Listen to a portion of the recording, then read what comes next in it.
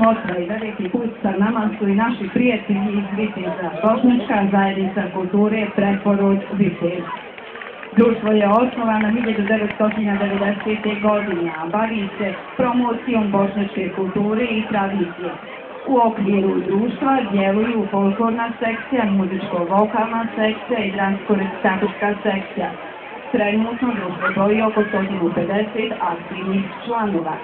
Dobitnici su niza nagrada i priznanja, od kojih posebno izdvajaju zlatnu plaketu opštine Vitez. Večeras se predstavljaju sa igrama iz Srednje Bosne.